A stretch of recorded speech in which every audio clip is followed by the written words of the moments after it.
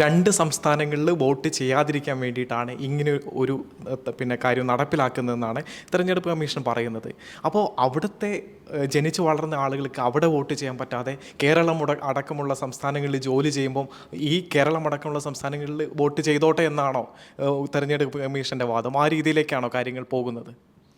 Artificial ഇൻ്റലിജൻസൊക്കെ ഉള്ള ഒരു രാജ്യത്ത് ഒരു പ്രത്യേക ഘട്ടത്തിൽ ഒരാൾക്ക് ഇരട്ട വോട്ടവകാശമുണ്ടെങ്കിൽ അത് കണ്ടുപിടിക്കാൻ എന്തെല്ലാം നൂതന മാർഗങ്ങളുണ്ട്. മാത്രമല്ല, ബീഹാറിലെ രാഷ്ട്രീയ പാർട്ടികൾ തന്നെ വളരെ സജീവമാണ്. ഓരോ വർഷവും വോട്ടർ പട്ടികയിൽ നിന്ന് എത്രയോ ആൾക്കാരെ പുറന്തള്ളുന്നുണ്ട്. ആ പ്രക്രിയ നടപ്പിലാക്കാവുന്നതാണ്.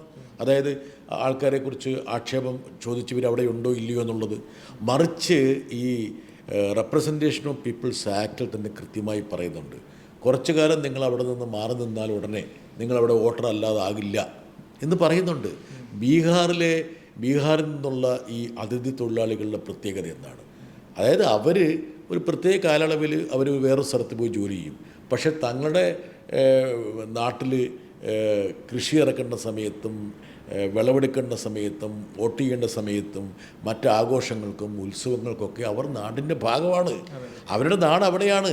അവർ അതിഥി തൊഴിലാളികളായി ജോലി ചെയ്യുന്ന ആന്ധ്രാപ്രദേശിലോ തമിഴ്നാട്ടിലോ കേരളത്തിലോ കർണാടകയിലോ ഒന്നും അവർ വോട്ടർ പട്ടികയിൽ സ്ഥാനം പിടിച്ചിട്ടേ ഇല്ല. അവരത് അവിടെ വോട്ടർമാരാകാൻ ആഗ്രഹിക്കുന്നില്ല. അപ്പോൾ അവരെയൊക്കെ വെട്ടിക്കളയുക. അവർ 2 ആഴ്ച സമയത്ത് അവരൊക്കെ ഇപ്പോൾ പുറത്താണ്. പിന്നെ ഇപ്പോൾ അവിടെ ബീഹാറിൽ എനിക്കറിയാവുന്ന അവിടെ വെള്ളപ്പൊക്കമാണ്. പല സംസ്ഥാനങ്ങളിലും വെള്ളപ്പൊക്കമാണ്. ആ വെള്ളപ്പൊക്കം ഉള്ള സമയത്ത് അവരെല്ലാം അവിടുന്ന് മറ്റ് ജില്ലകളിലേക്ക് പലായനം ചെയ്തു, അല്ലെങ്കിൽ മറ്റ് സംസ്ഥാനങ്ങളിലേക്ക് പോയി കഴിഞ്ഞു. ബീഹാറിൽ നിന്ന് UP-യിലേക്ക് വേണം പലായനം ചെയ്യും. അവരൊക്കെ ഈ 2 ആഴ്ച കൊണ്ട് ഈ പ്രക്രിയ പൂർത്തിയാക്കുമോ? ഇത് വളരെ പരിഹാസ്യമായിട്ടുള്ള ന്യായങ്ങളാണ് പറയുന്നത്.